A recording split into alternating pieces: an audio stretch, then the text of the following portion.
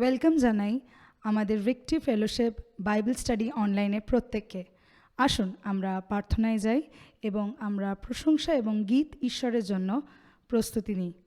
লিখো রামা জোঠা খালানামান্দ খো রামা জো ব্রাহ্মান্দে কেলে, তুমি অপূর্ব ঈশ্বর, তোমার মতন কেউ নেই।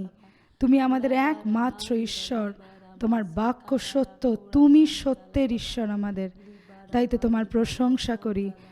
তোমার কাছ থেকে আমরা সেই সকল অনুগ্রহ চাই পিতা, যেই অনুগ্রহের দ্বারা আমরা তোমার সত্যে এবং আত্মায় তোমার প্রশংসা করব। ধন্যবাদ দিই এই মহা সম্মান তুমি আমাদের দিয়েছো তার জন্য। ধন্যবাদ দিই সকল আত্মিক আশীর্বাদে তুমি আমাদের আশীর্বাদ যুক্ত করেছো তার জন্য।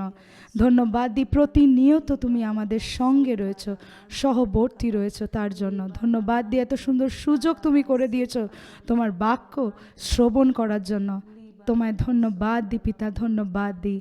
সমস্ত প্রার্থনা প্রিয় পিতা প্রভু যীশু খ্রিস্টের নামে চাই, আমেন। আসুন আমরা আমাদের প্রথম গানটি তাকে উৎসর্গ করে পরিবেশন করি। লেখো রামা জো ঠাখারা মান্দ খো রামা জো ব্রামা লি বান্দ খোরব রাবাস্তাকা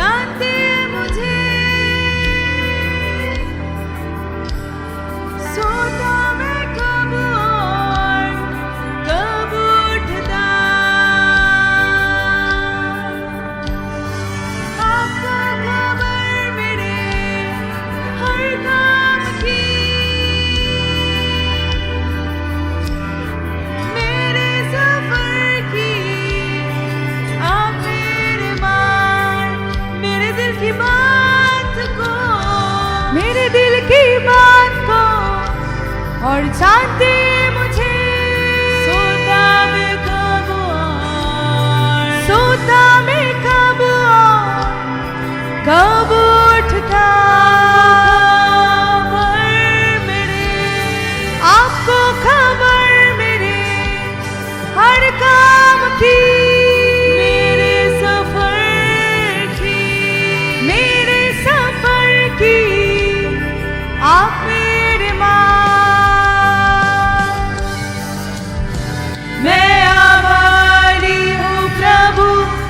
कीमती आपको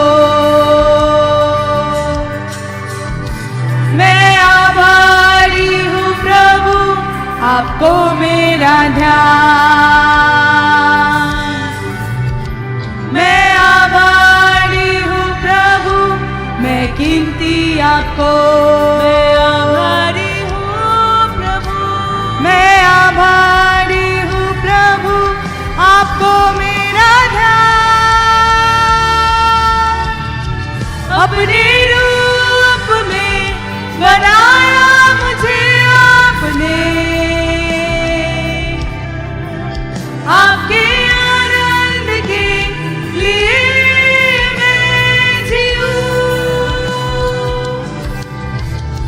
अपने रूप में बनाया मुझे आपने, आपके आनंद के लिए, आपके आनंद के लिए मैं जीऊं।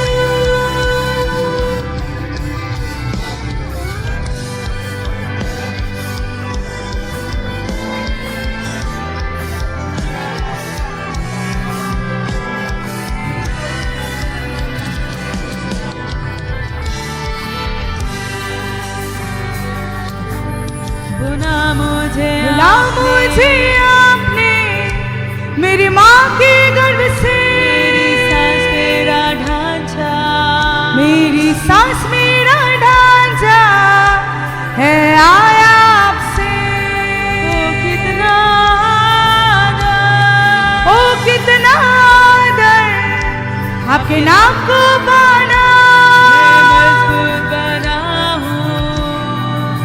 अद्भुत बना हूँ आपके जीवन के साथ।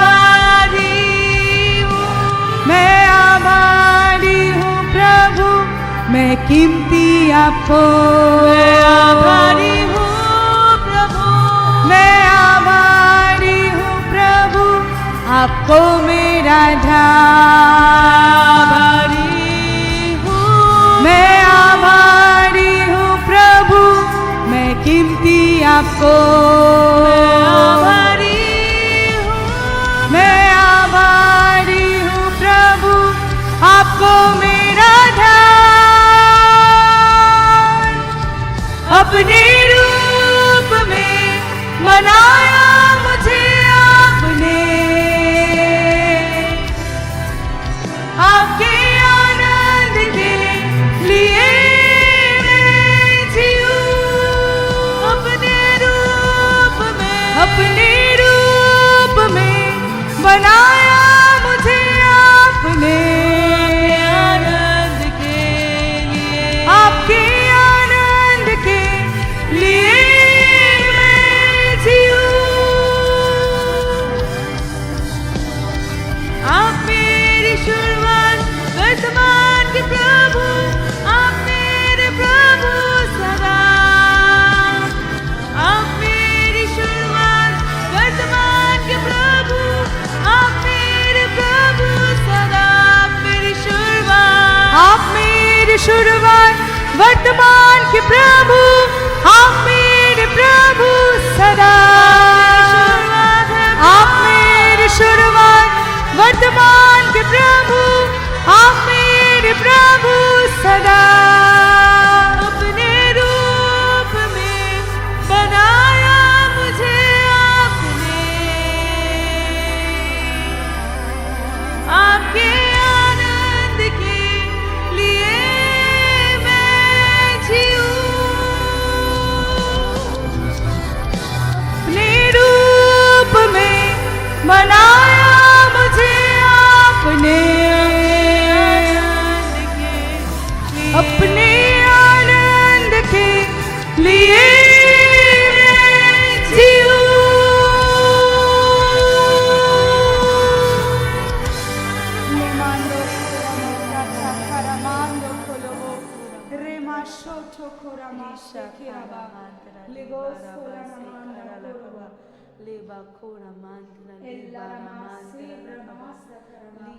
O rabashoto karamanda korobo ligostolana mande kerebe rebasho koramanda karaba libando korobo sabramaste kerebe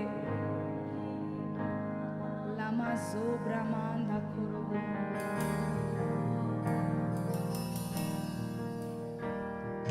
প্রশংসা ধন্যবাদ গৌরব যুগে যুগে তোমারি। প্রশংসা ধন্যবাদ গৌরব যুগে যুগে তোমারি। তোমার সৌন্দর্যে পৃথিবী পূর্ণ, সাগর করে প্রশংসা, পাহাড় অভ্যর্থনায় দাঁড়ায় প্রভু তোমার। আকাশ গায় স্তবের গান, সৃষ্টি আনন্দে কণ্ঠ দেয়, তারা গায় নিরন্তর প্রশংসা।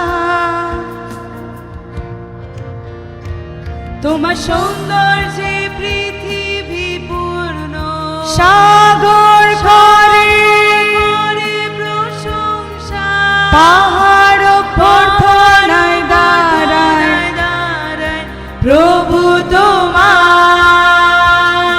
আকাশ গায় স্তব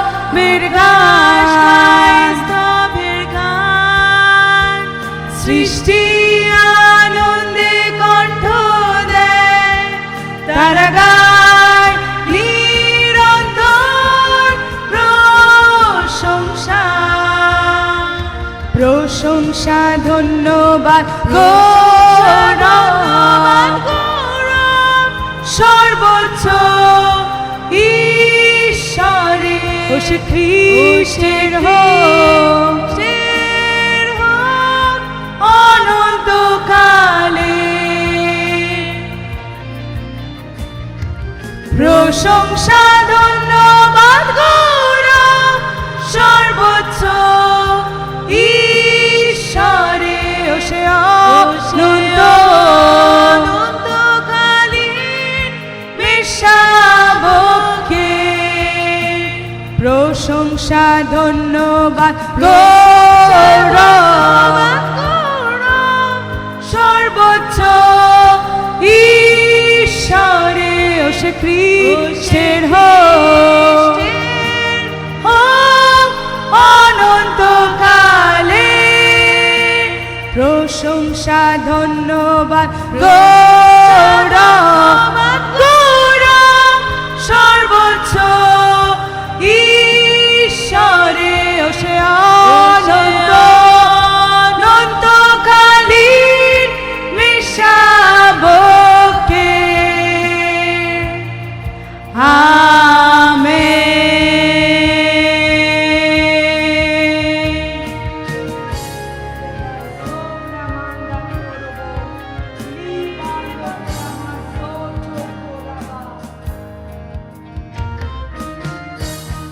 তোমার সৌন্দর্যে পৃথিবী পূর্ণ, সাগর করে প্রশংসা। পাহাড় পর্বত দাঁড়ায় প্রভু তোমার, আকাশ গায় স্তবের গান। সৃষ্টি আনন্দে কণ্ঠ দেয়, তারা গায় নিরন্তর প্রশংসা। তোমার সৌন্দর্যে পৃথিবী পূর্ণ, সাগর করে প্রশংসা। পাহাড় দাঁড়ায় প্রভু তোমার, আকাশ গায় স্তবের গান। সৃষ্টি আনন্দে কণ্ঠ দেয়, তারা গায় নিরন্তর প্রশংসা। প্রশংসা ধন্যবাদ গৌরব সর্বোচ্চ ঈশ্বরে, ও সে খ্রিস্টের হোক অনন্তকালে। প্রশংসা ধন্যবাদ গৌরব সর্বোচ্চ ঈশ্বরে, ও সে অনন্তকালীন মেষশাবকে। প্রশংসা ধন্যবাদ গৌরব সর্বোচ্চ ঈশ্বরে, ও সে খ্রিস্টের হোক অনন্তকালে।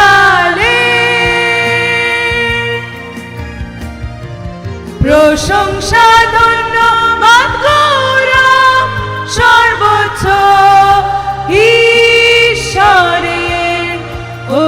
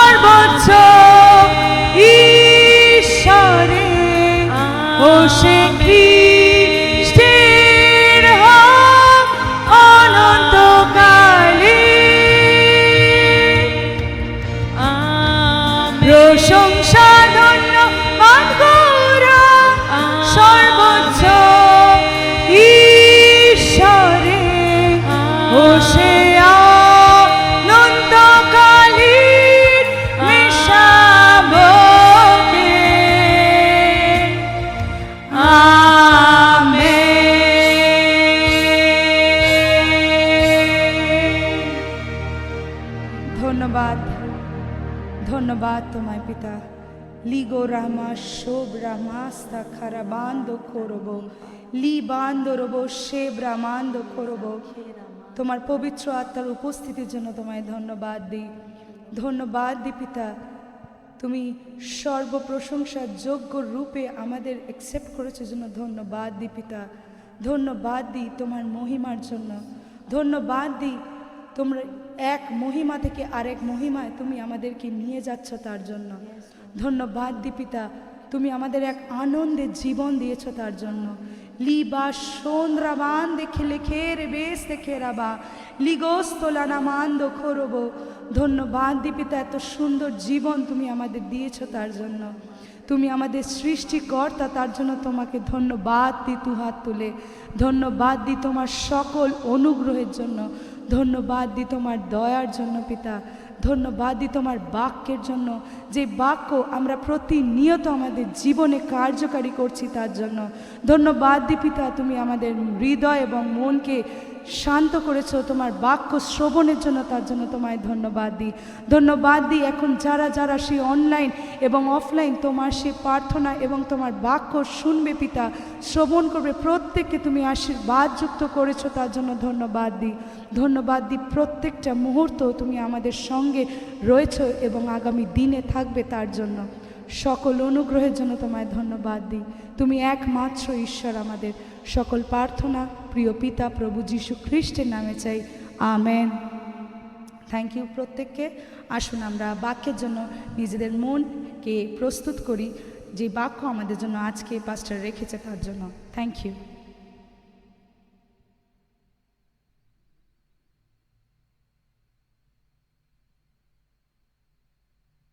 গুড ইভিনিং সবাইকে।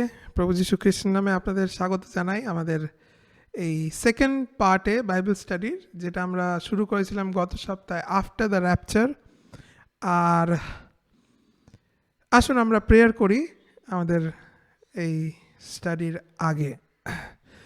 মহান ঈশ্বর, ধন্যবাদ দিই আজ যতজন এই স্টাডিতে যুক্ত হয়েছে তাদের জন্য ধন্যবাদ, তোমার অনুগ্রহের জন্য, তোমার শাস্ত্রের শিক্ষার জন্য, পবিত্র আত্মার জন্য ধন্যবাদ দিই, যিনি আমাদেরকে তোমার বাক্য শেখায় তার জন্য।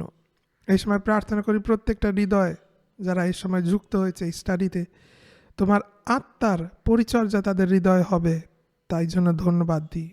ধন্যবাদ প্রভু, আমাদের হৃদয় নম্রতার সঙ্গে, মৃদুতার সঙ্গে তোমার বাক্য শেখার জন্য খোলা আছে। আর ধন্যবাদ, তুমি আমাদের তোমার বাক্য শেখাবে তাই জন্য। প্রভু যীশু খ্রিস্টের নামে আমেন। তো আজকে আমরা যে বিষয়ে শুরু করেছিলাম আফটার দ্য র্যাপচার, যেটা আমাদের টপিক, র্যাপচারের পর, আর আজকে হলো সেকেন্ড পার্ট, দ্বিতীয় পার্ট। আর ফার্স্ট পার্টে আমরা র্যাপচারের কিছু অংশ আমরা দেখেছিলাম, প্লাস র্যাপচারের কিছু ভার্সও আপনাদের দেখিয়েছিলাম আমরা। আর আজকে আমরা অ্যাকচুয়ালি ঢুকবো সেই পোর্শনে যে র্যাপচারের পরে কি ঘটছে। আর আপনাকে জানিয়ে রাখি কেন এটা গুরুত্বপূর্ণ, কারণ আপনি যখন জানতে পারবেন র্যাপচারের পর কি ঘটবে, প্রথমত কারণ ঈশ্বর আমাদের জানিয়েছেন যে র্যাপচারের পর কি ঘটবে, সেটা একটা বড় সম্মান আমাদের কাছে, যে ঈশ্বর আমাদেরকে রিভিল করেছেন, প্রকাশ করে রেখেছেন যে এই এই বস্তুগুলো ঘটবে।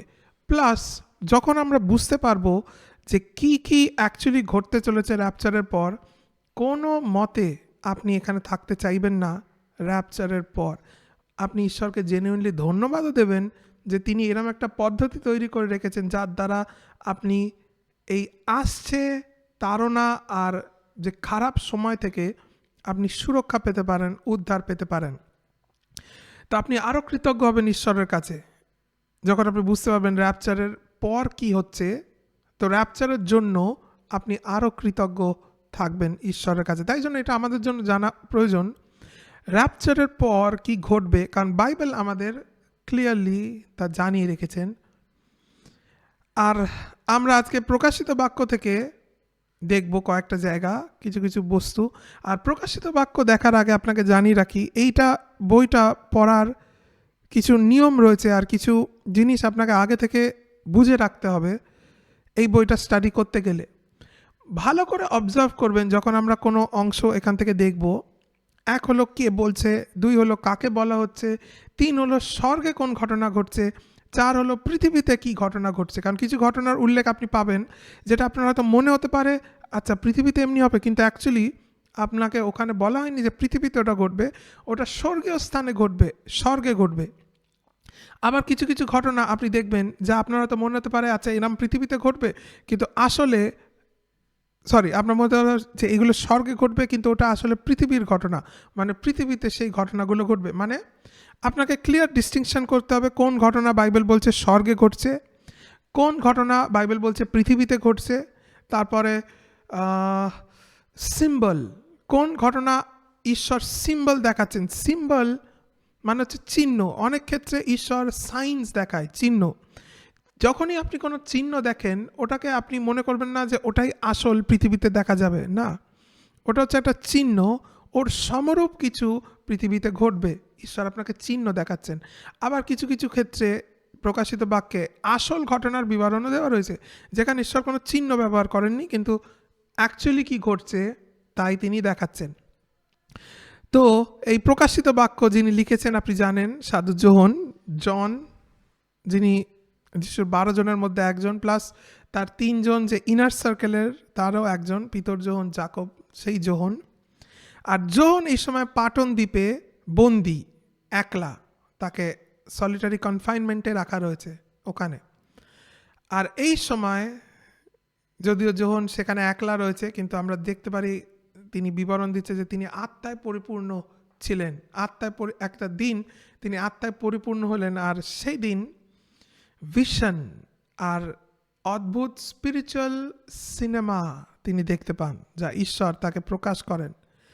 আর ঈশ্বর যোহনের কাছে শেষ দিনে কি কি ঘটতে চলেছে তার সমস্ত বিস্তারে তিনি প্রকাশ করেন। এই জন্য যে পত্রটা যোহন লিখেছিল এইগুলোর বিবরণে, সেইটাকে আমরা বলি প্রকাশিত পত্র বা প্রকাশিত বাক্য, দ্য বুক অফ রেভেলেশন। কারণ ওটা হচ্ছে যোহনের দ্বারা ঈশ্বর যা প্রকাশ করেছিলেন শেষ দিনে কি ঘটবে সেই বিষয় নিয়ে। তো আমরা দেখি বাইবেল থেকে প্রকাশিত বাক্য 1 অধ্যায় 7 পদ থেকে আমরা দেখব যোহন কিভাবে এই পত্রটি তিনি শুরু করছেন, এই বইটি তিনি কিভাবে শুরু করছেন। প্রথম কিছুবার স্কিপ করে 7 পদ থেকে আমরা পড়ি। দেখো তিনি মেঘ সহকারে আসিতেছেন, আর প্রত্যেক চক্ষু তাহাকে দেখিবে, এবং যাহারা তাকে বিদ্ধ করিয়েছিল তাহারাও দেখিবে, আর পৃথিবীর সমস্ত বংশ তাহার জন্য বিলাপ করিবে। হ্যাঁ, আমেন। কেয়ারফুলি পড়বেন এই ডিসক্রিপশনটা। এখানে বলছে যে তিনি মেঘ সহকারে আসিতেছেন, তারপর প্রত্যেক চক্ষু তাহাকে দেখিবে, আর তারপরে সমস্ত বংশ তার জন্য বিলাপ করিবে। যদি কন্ট্রাস্ট করেন এটা গত সপ্তাহে যেটা পড়েছিলাম, যেখানে লেখা হয়েছে যিশু স্বয়ং আনন্দ ধ্বনি সহ আসবেন, এখানে বিলাপের কথা লেখা রয়েছে, ওখানে লেখা রয়েছে আনন্দ ধ্বনি। আর তারপরে ওখানে লেখা রয়েছে যে তিনি মেঘে আসবেন, he will come on the clouds. এখানে লেখা হচ্ছে মেঘ নিয়ে আসবেন, মেঘ সহকারে আসিতেছেন। তারপর এখানে লেখা আছে প্রত্যেক চক্ষু দেখিবে, কিন্তু সেখানে লেখা আছে খ্রিস্টে যারা মৃত তারা উঠবে, আর আমরা যারা জীবিত, মানে কেবল যারা প্রভু যিশুকে বিশ্বাস করে তারা। কেন আপনাকে এই কথাগুলো বললাম? কারণ গত সপ্তাহে যে বিবরণটা আমরা পড়েছিলাম তা হলো র্যাপচারের, কিন্তু এইখানে যোহন যেটা উল্লেখ করছে তা হলো তার দ্বিতীয় আগমনের, যেখানে তিনি মেঘ সহকারে আসবেন। প্লাস প্রথম থেসলোনিকীয় 4-এর শেষ পদে আপনি দেখবেন পৌল র্যাপচারের বিবরণ দিয়ে বলছেন একে অন্যকে এই কথা বলে সান্ত্বনা দাও, সেটা সান্ত্বনার কথা। কিন্তু এখানে দেখুন এটা হচ্ছে সমস্ত বংশের বিলাপের সময়। কেন? কারণ this is the time of judgement, এটা বিচারের সময়, তাই বিলাপ। এনিওয়ে, তারপর দেখুন আমি আলফা এবং ওমেগা, আদি এবং অন্ত, ইহা প্রভু ঈশ্বর কইতেছেন। 8 পদ, যিনি আছেন ও যিনি ছিলেন ও যিনি আসিতেছেন, যিনি সর্বশক্তিমান। 9, আমি যোহন তোমাদের ভ্রাতা এবং যিশু সম্বন্ধীয় ক্লেশভোগে রাজ্যে ও ধৈর্যে তোমাদের সহভাগী, ঈশ্বরের বাক্য ও যিশুর সাক্ষ্য প্রযুক্ত পাটম নামক দ্বীপে উপস্থিত হইলাম। আমি প্রভুর দিনে আত্মাবিষ্ট হইলাম এবং আমার পশ্চাৎ তুরিত ধ্বনিবৎ এক মহারব শুনিলাম। তো যোহন ঈশ্বরের দিনে, প্রভুর দিনে, যেটা থিওলজিয়ানরা আপনাদের জানাবে, এটা হচ্ছে সানডের কথা উল্লেখ করছে। তো কোনো এক সানডে যোহন পবিত্র আত্মায় পূর্ণ ছিলেন, আর সে সময় সে তার পিছনে পশ্চাতে তুরির আওয়াজ শুনতে পেলেন, ট্রাম্পেট সাউন্ড।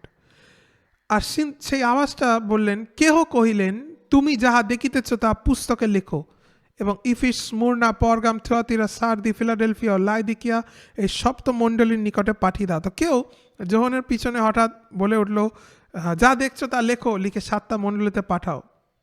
তাহাতে আমার প্রতি যাহার বাণী হইতেছিল তাহাকে দেখিবার জন্য আমি মুখ ফিরাইলাম, মুখ ফিরাইয়া দেখিলাম। তো যোহন পিছনে তাকিয়ে দেখতে চাইলো যে কে তার সাথে কথা বলছে, সে তো দ্বীপে একা রয়েছে, হঠাৎ কে তার সাথে কথা বলছে। এবার তার বিবরণটা দেখুন, তিনি যাকে দেখলেন, খুব সুন্দর এই জায়গাটা। 13 পদ, সপ্ত সুবর্ণ দ্বীপবৃক্ষ ও সেই সকল দ্বীপবৃক্ষের মধ্যে মনুষ্যপুত্রের ন্যায় এক ব্যক্তি, তিনি পাদ পর্যন্ত পরিচ্ছদে আচ্ছন্ন এবং বক্ষস্থলে সুবর্ণ পটুকায় বদ্ধকটি, তাহার মস্তক ও ক্লেশ শুক্লবর্ণ, মেষলোমের ন্যায়, হিমের ন্যায় শুক্লবর্ণ, এবং তাহার চক্ষু অগ্নিশিখার তুল্য, এবং তাহার চরণ অগ্নিকুণ্ডে পরিষ্কৃত সুপিত্তলের তুল্য, এবং তাহার রব বহু জলের রবের তুল্য। অপূর্ব দৃশ্য যোহন দেখলেন। 16 পদ, আর তাহার দক্ষিণ হস্তে সপ্ত তারা আছে এবং তাহার মুখ হইতে তীক্ষ্ণ দ্বিধার তরবারি নির্গত হইতেছে এবং তাহার মুখমণ্ডল নিজ নিজ তেজে বিরাজমান সূর্যের তুল্য। 17 পদ, তাহাকে দেখিবা মাত্র আমি মৃতবৎ হইয়া তাহার চরণে পড়িলাম। অফকোর্স আপনিও তাই পড়তেন, যদি আপনি এরম একটা দৃশ্য দেখতে পেতেন, আপনি মৃতের মতো তার পায়ের কাছে উবুর হয়ে পড়তেন। যৌনের ক্ষেত্রে তাই হয়েছিল। তখন তিনি আমার গাত্রে দক্ষিণ হস্ত দিয়া কহিলেন, ভয় করিও না, আমি প্রথম ও শেষ ও জীবন্ত। হালেলুয়া। অপূর্ব। যখন যোহন তার পায়ের কাছে পড়ে গেল, যিনি দাঁড়িয়ে ছিলেন, তিনি তার ডান হাতটা যোহনের গায়ের ওপর রাখলেন আর রেখে বললেন, ভয় করো না, ডোন্ট বি অ্যাফ্রেড, আমি প্রথম ও শেষ ও জীবন্ত। আমি মরিয়াছিলাম আর দেখো আমি যুগ পর্যায়ের যুগে যুগে জীবন্ত, আর মৃত্যুর ও পাতালের চাবি আমার হস্তে আছে। হালেলুয়া। এইভাবে তার ভিশন শুরু হয়। আর তারপর 2 অধ্যায় 3 অধ্যায় আপনি যদি পড়েন, আপনি দেখবেন যোহন যে কথাগুলো জানতে পারছে তা পৃথিবীতেই থেকে তিনি লিখছেন, মানে ইটস আ ভিশন। যেমন এখান থেকে শুরু হলো, তিনি পিছন দিকে তাকালেন আর অপূর্ব এক ভিশন তিনি দেখছেন, আর যা দেখছেন তিনি লিখছেন। 7টা মণ্ডলীর জন্য কিছু বার্তা ছিল তার, 7খানা চিঠি তিনি লেখেন এই ভিশনগুলো দেখে। এইবারে 1, 2, 3 অধ্যায় হয়ে যাওয়ার পর 4 অধ্যায় এক অদ্ভুত ঘটনা ঘটে। 4 অধ্যায় সে পৃথিবী ছেড়ে চলে যায়। দেখুন, অবজার্ভ করুন এবার 4 অধ্যায়। ইহার পরে আমি দৃষ্টিপাত করিলাম, মনে রাখবেন 3 অধ্যায় শেষ হয়ে গেছে, মানে তার 7টা চিঠি লেখা শেষ হয়ে গেছে। ইহার পরে আমি, মানে যোহন, দৃষ্টিপাত করিলাম আর দেখো স্বর্গে এক দ্বার খোলা রয়েছে। তো এতক্ষণ পৃথিবীতে যা হওয়ার হচ্ছিল, এবার আমি দৃষ্টিপাত করলাম আর দেখো স্বর্গে এক দ্বার খোলা রয়েছে। এবার সে দেখছে স্বর্গে এক দরজা খোলা, এবং প্রথম যে রব শুনিয়াছিলাম, যেন তুরীর রব আমার সহিত কথা কইতেছেন, সেই রব শুনিলাম, কেহ বলিতেছেন, এই স্থানে উঠিয়া আইসো। আপনার মনে আছে থিসলনিকীয় মণ্ডলী পত্রে, প্রথম পত্রে 4 অধ্যায়, যেখানে লেখা আছে প্রভু স্বয়ং আসবেন এক চিৎকারের সঙ্গে, উইথ আ শাউট। বাট সেখানে তিনি আমাদের জানাননি যে তিনি কিছু বলছেন, কারণ ওখানে লেখা আছে will come with the voice of an archangel, একটা রব শোনা যাবে। বাট কি রব সেটা আপনি জানেন না, প্রভু কি রব নিয়ে আসবেন। বাট এখানে তার বিবরণ আছে। তিনি যখন মাঝ আকাশে আসবেন, কি বলবেন তিনি? এই এক্স্যাক্টলি তাই। তুরীর রব আমার সহিত কথা কইতেছেন, সেই রব শুনিলাম, কেউ বলিতেছেন, এই স্থানে উঠিয়া আইসো। That's it. মনে নেই যিশু জলের ওপর দাঁড়িয়ে পিতর নৌকায়, যিশু কি বলেছিলেন? কাম আইসো। যখন র্যাপচার হবে, যিশু মাঝ আকাশে আসবেন, তিনি মণ্ডলীকে কি বলবেন? এটা কাম আপ। আর আমরা যারা জীবিত, তার চক্ষুর পলকে we will go up at his sound. যেমন পিতর তার রবে জলে ঝাঁপ দিয়েছিলেন, ঠিক তেমনি আমরাও যারা বিশ্বাসে চলি, যখন তিনি বলেন come up, we will go up. এই জন্য ঈশ্বরের বাক্য করা এত গুরুত্বপূর্ণ। ইটস আ প্র্যাকটিস এই পৃথিবীতে। আপনি যখন ঈশ্বরের বাক্য করেন, তিনি যা বলেন আমি করি, তো সেই দিনও তিনি যখন বলবেন কাম আপ, আপনি যাবেন, কারণ আপনি অলরেডি ঈশ্বরের বাক্য পড়েন। এনিওয়ে, এই 4 অধ্যায়ে হঠাৎ তাকে ওপরে নিয়ে নেওয়া গেল, যেন তুরির রব আমার সহিত কথা কইতেছেন, সেই রব শুনিলাম কেউ বলিতেছেন, এই স্থানে উঠিয়া আইসো, ইহার পরে যাহা যা অবশ্য ঘটিবে সেই সকল আমি তোমাকে দেখাই। ওকে, নেক্সট সেগমেন্ট শুরু হচ্ছে, ইহার পরে কি ঘটে আমি তোমায় দেখাই, আফটার দ্য র্যাপচার। এখান থেকে শুরু আমাদের টেক্সট, এখান থেকে শুরু আমাদের টপিক, ইহার পরে কি ঘটিতেছে, এখান থেকেই নেওয়া ওই সাবজেক্টটা, র্যাপচারের পর, ইহার পর, সেটাই আমরা দেখবে। কারণ এতক্ষণ যখন পৃথিবীতে যা হওয়ার দেখছিল সিগনিফিকেন্ট, কারণ চার্চ এতক্ষণ পৃথিবীতে আছে, এবার স্বর্গে এক দ্বার খুলে গেল, আর তাকে যে প্রথম রবটা বলেছিলেন, সেই রব, সেটা কে ছিলেন? মনুষ্যপুত্র না একজন ব্যক্তি, যীশু খ্রিস্ট নিজে। সেই রব আমাকে বলল উপরে উঠে আসো, আর সে উপরে চলে গেল। এবার সে বলছে এবার এর পরে কি ঘটবে তুমি দেখবে, কিন্তু কোথা থেকে? ওপর থেকে। সিগনিফিকেন্ট। কেউ বলিতেছেন এই স্থানে উঠে আসো, ইহার পরে যাহা যা অবশ্য ঘটিবে সেই সকল আমি তোমাকে দেখাই। আমি তখনই আত্মাবিষ্ট হইলাম, আর দেখো স্বর্গে এক সিংহাসন স্থাপিত, সেই সিংহাসনের উপরে এক ব্যক্তি বসে আছেন। এবার সে কোথায় পৌঁছে গেছে? স্বর্গে। যীশু খ্রিস্ট আসবেন, এসে আমাদের কোথায় নিয়ে যাবেন? স্বর্গে। তো তাকে বলা হলো উপরে এসেও, যখন আত্মায় এলেন, আর তারপরে যখন দেখতে পাচ্ছেন স্বর্গের সিংহাসন, আর তার সামনে তিনি দাঁড়িয়ে। এরপরে খুব সুন্দর বিবরণ রয়েছে 4-এ, স্বর্গেরই বিবরণ দেখতে পাবেন। 5 অধ্যায় যদি আপনি যান, সেম স্বর্গীয় বিবরণ, যিনি সিংহাসনে বসে আছেন, আমি তার দক্ষিণ হস্তে পুস্তক দেখিলাম, তাহার ভিতরে ও বাইরে লিখিত সপ্তম মুদ্রায় মুদ্রাঙ্কিত। স্বর্গে দেখছেন, মনে রাখবেন এগুলো স্বর্গীয় ঘটনা। স্বর্গে কি দেখছেন এবার? 5 অধ্যায়, এক পুস্তক, একটা বই, আর সেই বইখানে 7টা সিল দেওয়া, 7টা সিল দেওয়া বই, সপ্তম মুদ্রায় মুদ্রাঙ্কিত। পরে আমি দেখিলাম এক শক্তিমান দূত মহারবে এই কথা ঘোষণা করিতেছেন, ওই পুস্তক খুলিবার ও তাহার মুদ্রা সকল খুলিবার যোগ্য কে? তো একটা বই যখন দেখতে পাচ্ছেন এবার, মনে রাখবেন আফটার দ্য র্যাপচার, তো এই বইটা 7খানা সিল দেওয়া, 7খানা সিল দেওয়া আছে এই বইটাতে। আর একজন দূত এসে জোহনকে এসে জিজ্ঞাসা করছেন এই বইটা খুলবে কে? কারণ 7খানা, মনে রাখবেন বইটায় 7টা সিল আছে, তো কে খুলবে এই বইটা?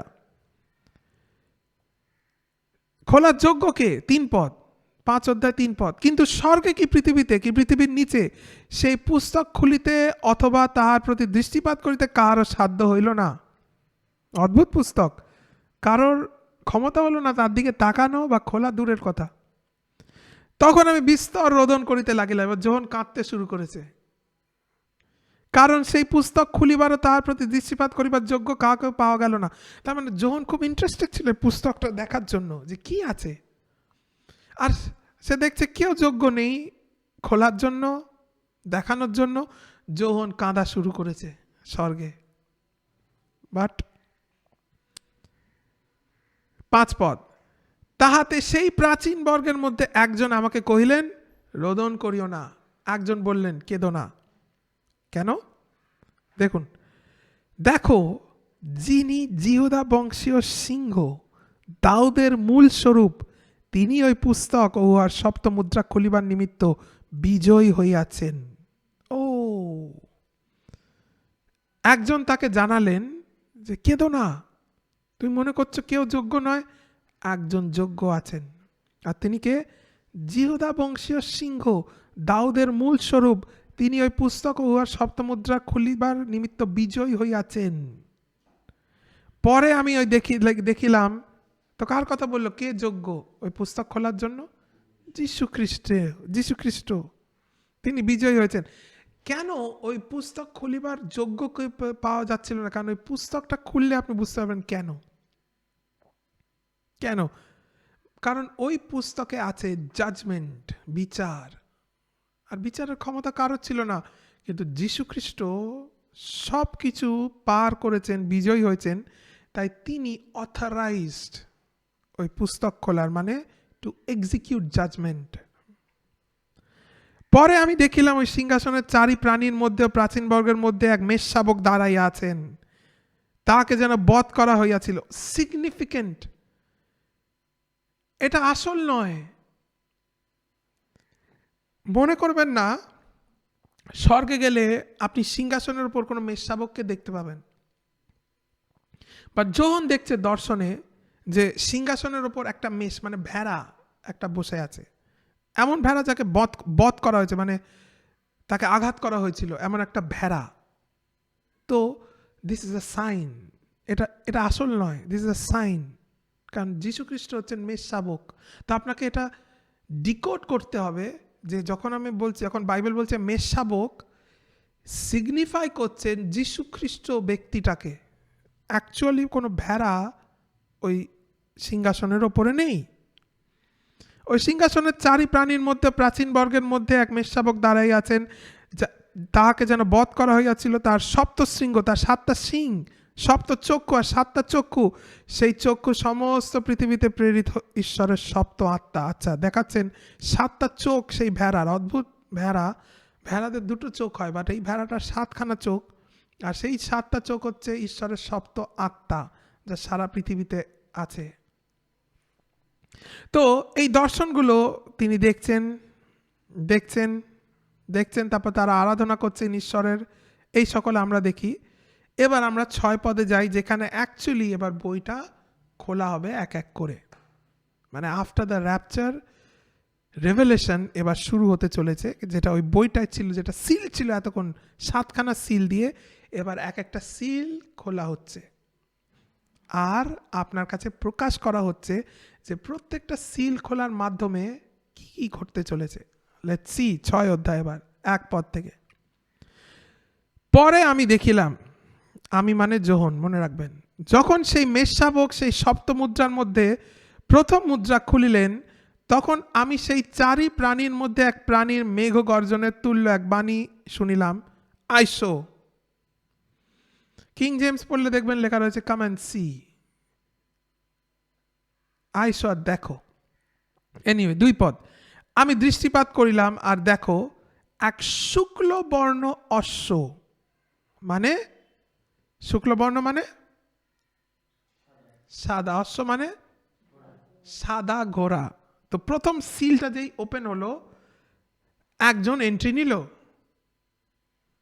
শুক্লবর্ণ অশ্ব, এবং তাহার ওপরে যিনি বসে আছেন তিনি ধনুর্ধারী, ও তাহাকে এক মুকুট দত্ত হইল, এবং তিনি জয় করিতে করিতে ও জয় করিবার জন্য বাহির হইলেন। অবজার্ভ দ্য ডিটেলগুলো দেখুন। প্রথম সিল ওপেন হলো, কে উপস্থিত? একটা সাদা ঘোড়া, আর সাদা ঘোড়ার ওপরে একজন ব্যক্তি আছে। ইউজুয়ালি যখন আপনি দেখবেন যে সাদা ঘোড়া, মানে আপনার মনে হবে ভালো একজন কেউ, শুভ একজন কেউ, ভালো একজন ব্যক্তি। আর তারপরে আমরা দেখতে পাই সাদা ঘোড়ার ওপরে যিনি বসে আছেন তিনি ধনুর্ধারী, তার হাতে কি রয়েছে? ধনুক, বো, তীর ধনুকের ধনুক যেটা বলে, ধনুক। তারপর ও তাহাকে এক মুকুট দত্ত হইল, তাকে একটা মুকুট দেওয়া হয়েছে, এবং তিনি জয় করিতে করিতে ও জয় করিবার জন্য বাইর হলেন। আর তিনি বেরিয়েছেন কিসের জন্য? জয় করার জন্য। তাকে মুকুট দেওয়া হয়েছে, তার হাতে ধনুক আছে, সে সাদা ঘোড়ার ওপর বসে সে জয় করতে বেরিয়েছে। এটা কে? Who is this horse rider? এই ঘোড়ার ওপর চলা ব্যক্তিটা কে? আমরা দেখবো, বাট দেখুন আগে বাকি মুদ্রাগুলো আমরা খুলি।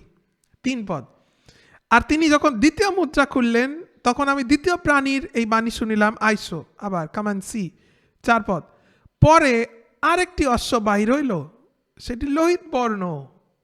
আচ্ছা, সেকেন্ড সিল খোলা হলো বইটার, কে এন্ট্রি নিল? রেড হর্স, লাল ঘোড়া, এবং যে তাহার উপর বসে আছে তাহাকে ক্ষমতা দত্ত হইল যেন সে পৃথিবী এবং পৃথিবী হইতে শান্তি অপহরণ করে, আর যেন মনুষ্যরা পরস্পরকে বধ করে, এবং একখানি বৃহৎ খড়গ তাহাকে দত্ত হইল। তাকে দেওয়া হলো একটা বড় তরোয়াল, একটা খড়গ, আর সে পৃথিবী থেকে শান্তি হরণ করবে। লাল ঘোড়ার ওপর যে বসে রয়েছে সে অবশ্যই এ ভালো ব্যক্তি নয়, কারণ এ পৃথিবী থেকে শান্তি নেবে আর লোকদের হত্যা করবে, মার্ডার করবে, পৃথিবী হতে শান্তি অপহরণ করবে, আর যেন মনুষ্যরা পরস্পরকে বধ করে। বৃহৎ খড়গ তাহাকে দত্ত হইল। এনিওয়ে, নেক্সট সিল, 5 পদ। পরে তিনি যখন তৃতীয় মুদ্রা খুললেন, থার্ড সিল, তখন আমি তৃতীয় প্রাণীর এই বাণী শুনিলাম, আইসো। পরে আমি দৃষ্টিপাত করলাম, আর দেখো এক কৃষ্ণবর্ণ অশ্ব, মানে কালো ঘোড়া, ব্ল্যাক হর্স, এবং যে তাহার ওপরে বসিয়া আছে তাহার হস্তে এক তুলাদণ্ড। তুলাদণ্ড মানে ঠিক যেটা দিয়ে মাপা হয়, দাড়ি পাল্লার মতো এক জিনিস যেটা দিয়ে মাপ করা হয়। তো যে প্রথমে এলো, মনে রাখবেন, সাদা ঘোড়া, তার উপরে একজন, তারপর এলো লাল ঘোড়া, তার উপরে একজন, তারপর এলো কালো ঘোড়া, আর তার উপরে তার হাতে, সাদা ঘোড়ার হাতে কি ছিল? ধনুক। 3 নয়, খালি ধনুক, ধনুর্ধারী, লেখা নেই তীর আর ধনুর্ধারী, ইম্পর্টেন্ট, খালি ধনুক। দ্বিতীয় যে ছিল লাল ঘোড়ার উপরে, তার হাতে ছিল একটা তরোয়াল, আর সে শান্তি হরণ করতে যাচ্ছে। তৃতীয় যে কালো ঘোড়া, তার হাতে ব্যালেন্স, ওই দাড়িপাল্লার মতো মাপার একটা যন্ত্র। পরে আমি 4 প্রাণীর মধ্যে হইতে নির্গত এইরূপ বাণী শুনিলাম, 1 সের গমের তুল্য 1 সিকি, আর 3 সের জবের মূল্য 1 সিকি, এবং তুমি তৈলের ও দ্রাক্ষারসের ক্ষতি করিও না। ইম্পর্টেন্ট। 6 পদ আমাদের বোঝায় ইনফ্লেশন। ইনফ্লেশন, ইনফ্লেশন মানে হচ্ছে জিনিসপত্রের দাম আকাশ ছোঁয়া হয়ে যাবে, কারণ তা উপলব্ধ হবে না। এখানে দেখলেন এক সের গম, মানে একটুখানি গম, তার দাম হচ্ছে 1 সিকি। 1 সিকির আমি আপনাদের একটা আইডিয়া দিতে চাই। 1 সিকি, নূতন নিয়মে আমরা দেখেছি ওই পান্থশালায় 2 দিন থাকার প্রাইস ছিল 2 সিকি, প্লাস 1 দিনের লেবার কস্ট ছিল সারাদিন কাজ করার 1 সিকি। মানে এখনকার দিনে যদি আমি ধরে নিন 1000 থেকে 2000 টাকা, বা ধরি 1000 ধরে চলি, 1 সিকি 1000, মানে 1 দিনের কস্ট, 1 দিনে থাকার খরচা 1000 যদি ধরি, একটুখানি গমের দাম হবে 1000 টাকা। বুঝতে পারছেন? একটুখানি গমের দাম কত তোমরা জানো কেউ? হুইট, কোনো আইডিয়া আছে?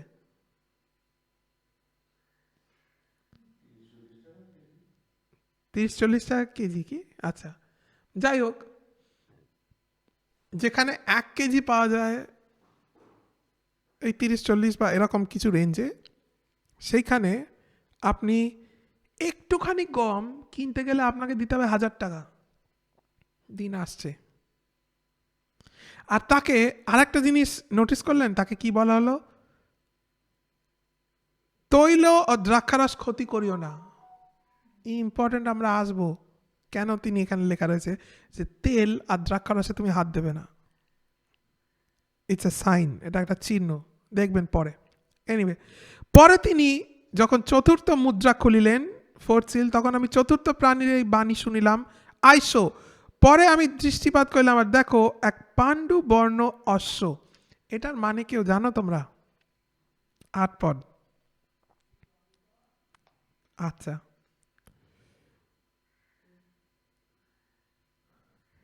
আমি একটা অন্য ভার্সন থেকে চেষ্টা করছি এটা দেখানোর।